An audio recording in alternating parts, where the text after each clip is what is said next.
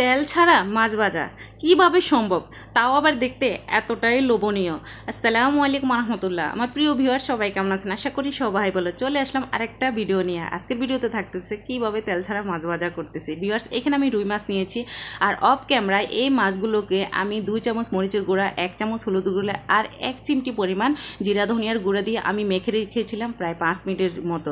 Viewers, এই মাছগুলো প্রথম যখন আমি ধুয়েছিলাম তখন কিন্তু লেবুর রস দিয়ে ধুয়ে তারপর কিন্তু আমি সমস্ত উপকরণগুলো দিয়েছিলাম। আর এখন যেটা দেখতেছেন, আবার পরবর্তীতে আমি একটু লেবুর রস দিয়ে কিন্তু আমি মেখে নিয়েছি। সেই সাথে এখন দিয়ে দিচ্ছি লবণটা কিন্তু আমি শেষ পর্যায়ে দিচ্ছি। চেষ্টা করবেন কখনো মাছের লবণ আগে দিতে যাবেন না, তাহলে কিন্তু লবণ থেকে কিন্তু অনেক সময় পানি বের হয়ে যায় আর মাছের যে মশলা সেটা কিন্তু আলাদা হয়ে যায়, তখনই কিন্তু আসলে মাছের যে একটা স্বাদ সেটা কিন্তু থাকে না। তাই চেষ্টা করবেন মশলাগুলো দিয়ে ভালো করে মেখে একদম লাস্টে গিয়ে লবণ দিতে। তো বিয়ার দেখুন, এইভাবে লবণ দিয়ে কিন্তু আমি এখন আর দেরি করব না, আমি সোজা চলে যাব কিচেনে, কেননা আগে থেকে কিন্তু আমি এগুলোকে কিন্তু ভালো করে মেখে রেখেছিলাম। বিয়ার্স, আপনাদের ধারণা হলো লবণ যদি আগে না দিই তাহলে কিন্তু মাছে কি লবণ যাবে? অবশ্যই যাবে বিয়ার্স, কেননা এই মাছটা যখন আমি ভাজা করব এটা কিন্তু আমি লো হিটে রেখে ভাজা করব, তখন কিন্তু মাছের মধ্যে কিন্তু খুব সুন্দরভাবে কিন্তু লবণটা কিন্তু যাবে। আর বিয়ার্স, অবশ্যই কিন্তু আমি যেভাবে মাছটা আগে থেকে মেখে রেখেছি সেইভাবে যদি আপনারা মেখে রাখেন তাহলে কিন্তু ফাইনালি মাছটা খুবই স্বাদ লাগবে। ভিউয়ার্স, এইখানে আপনারা দেখেছেন আমি কিন্তু অল্প একটু কি করেছি, একটু সরিষার তেল দিয়েছি। আর এই মাছ ভাজাতে কিন্তু অবশ্যই চেষ্টা করবেন একটু সরিষার তেল ব্যবহার করতে। তো ভিউয়ার্স দেখুন, আমি কতটুকু তেল ব্যবহার করেছি, অল্প একটু। আর এটা কারণ হলো পাইপ্যানের মধ্যে যাতে মাছটা একেবারে বেজে না যায়, কেননা মাছ বেজে গেলে সেই মাছ কিন্তু খেতে ভালো লাগে না। আর এই মাছটা এতটাই মজার হয় যে একটু লালচে লালচে ভাব হয় এবং মশলার যে একটা স্মেল সেটা কিন্তু সুন্দরভাবে থেকে যায়।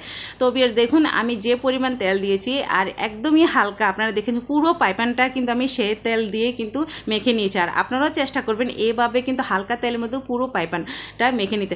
আরেকটা কথা বলি ভিউয়ার্স, আপনারা এখানে কিন্তু মানে সিলভার যে কড়াইয়া সেগুলো ব্যবহার করতে যাবেন না। ননস্টিকের এই পাইপ্যানগুলো যদি নেন তাহলে কিন্তু মাছটা কিন্তু খুব সুন্দর কিন্তু এপিট ওপিট কিন্তু ভালোভাবে হবে এবং মাছটা কিন্তু লেগে যাবে না। মাছ লেগে গেলে আসলে মাছ কিন্তু খেতে ভালো লাগে না। আর কড়াইয়ের মধ্যে যদি এই মাছ দিতে যান তাহলে কিন্তু মাছটা লেগে যাবে, সুন্দরভাবে কিন্তু উঠবে না। ভিউয়ার্স দেখুন, আমার কিন্তু অলরেডি মাছটার একটা সাইড হয়ে গেছে। এখন আমি কি করলাম, খুব সুন্দর করে কিন্তু আমি এটাকে আরেকটা সাইড উল্টিয়ে দিচ্ছি। আর দেখুন মাশাআল্লাহ, মাছটা কিন্তু নিচের যে সাইডটা সেটা কিন্তু খুব সুন্দরভাবে হয়ে গেছে। তো আমি এখন আরেকটা সাইড দিয়ে কিন্তু উল্টিয়ে দিচ্ছি। আর এই কাজটা কিন্তু পুরোটাই কিন্তু আমি লো হিটে করতেছি, হাই হিটে করতে যাবেন না, তাহলে মাছটা কি পুড়ে যাবে এবং মশলার যে মিশ্রণ সেটা কিন্তু কি হয়ে যাবে, মানে মাছের মধ্যে যাবে না, পুড়ে যাবে, কালারটাও কিন্তু সুন্দর আসবে না। তাই কালারটা সুন্দর করার জন্য অবশ্যই আপনাকে করতে হবে মানে লো হিটে রেখে এটাকে ভেজে নেবে। তো ভিউয়ার্স দেখুন মাশাআল্লাহ, মানে কত সুন্দর একটা কালার এসেছে। একদমই চেষ্টা করবেন লো হিটে রেখে এইরকম একটা দারুণ একটা কালার আনতে। আর এই মাছ ভাজা আমি মনে করবো 2 থেকে 3 মিনিটের মধ্যেই কিন্তু ভাজা হয়ে যায়, কেননা তেল ছাড়া কিন্তু এই মাছটা খুব সুন্দরভাবে হয়ে গেল।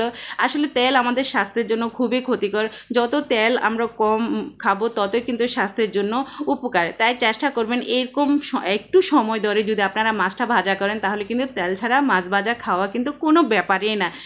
সো ভিউয়ার্স দেখুন মাশাআল্লাহ, মাছটা কিন্তু ফাইনালি কিন্তু খুব সুন্দরভাবে কিন্তু হয়ে গেছে। তো আমি আরেকটু ভেজে নিচ্ছি, আরেকটু আমি লালচে লালচে কারা করবো। আর এরকম পোড়া পোড়া একটা ভাব মাছ খেতে কিন্তু দারুণ লাগে, গরম ভাতের সাথে কিন্তু এটা একদমই কিন্তু জমে যাবে।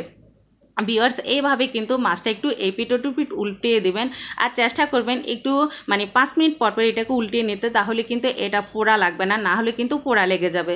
তো ভিউয়ার্স দেখুন, একদমই তেল ছাড়া কিন্তু মাছটা কিন্তু ফাইনালি আমি খুব সুন্দর করে ভেজে নিয়েছি। আপনারাও চেষ্টা করবেন আমি যে উপকরণগুলো দিয়েছি সেগুলো অনুযায়ী যদি আপনারা এইভাবে মাছ ভাজি করেন তো আসলে ফাইনালি তেল কিন্তু একদমই লাগবে না। তেল ছাড়াই কিন্তু এইভাবে কিন্তু আপনারা মাছ ভেজে করে নিতে পারেন। আমি আবারও বলতেছি, কোনো কড়াইতে কিন্তু এই মাছ ভাজা করা যাবে না, অবশ্যই কিন্তু ননস্টিকের পাতিলে এই মাছগুলো ভাজা করতে হবে। তো অলরেডি কিন্তু আমি মাছগুলো কিন্তু সার্ভ করে নিয়েছি। মাশাআল্লাহ, খুবই লোভনীয় হয়েছে এবং খুবই ইয়াম্মি হয়েছে। আমরা কিন্তু এইরকম মাছ ভাজা করতে গেলে কিন্তু অনেকটাই তেল দিয়ে তারপর মাছ ভাজা করি, তারপর দু পেঁয়াজা করি। আসলে এরকমই না করার চাইতে আমি মনে করি যে এইভাবে যদি আমরা করি তাহলে কিন্তু আমরা খুব মজাভাবে খেতে পারবো এবং সুন্দর একটা কিন্তু স্মেল আসবে। এটা শুধু রুই মাছ না ভিউয়ার্স, যে কোনো মাছই কিন্তু আপনারা কিন্তু খুব সুন্দরভাবে কিন্তু ভেজে নেবেন। আর ভাজার সময় অবশ্যই চেষ্টা করবেন একটু সরিষার তেল ব্যবহার করতে। আপনারা জানেন যে সরিষার তেল 1 চামচ দিলে সেটা কিন্তু 2 চামচ হয়ে যায়। তো এইভাবে কিন্তু একটু তেল দিয়ে যদি আপনারা মাছটা ভাজেন, তো দেখুন ভিউয়ার্স আমি কিন্তু অলরেডি ভেঙে আপনাদের দেখাচ্ছি। মাশাআল্লাহ মাছের ভিতরে কিন্তু সমস্ত উপকরণ গিয়েছে এবং মাছের কালারটাও কতটা সুন্দর হয়েছে, সেই সাথে মাছটা কিন্তু কতটাই সফট হয়েছে, একদমই নরম তুলতুলো। অনেক সময় আমরা কি করি, তেলের মধ্যে মাছ ভাজতে গেলে মাছ শক্ত হয়ে যায়, মাছ খেতে ভালো লাগে না এবং শক্তের কারণে কিন্তু আমরা বাচ্চাদেরকে কিন্তু ভাজা মাছ খাওয়াতে পারি না। তো দেখুন এভাবে মাছ ভাজা করলে কিন্তু মাছটা সফট থাকবে এবং বাচ্চাদেরকেও কিন্তু আমরা বেছে বেছে খুব সুন্দর। আজকের মতো এইখানে বিদায় নিচ্ছি। আল্লাহ হাফেজ, সবাই ভালো থাকবেন।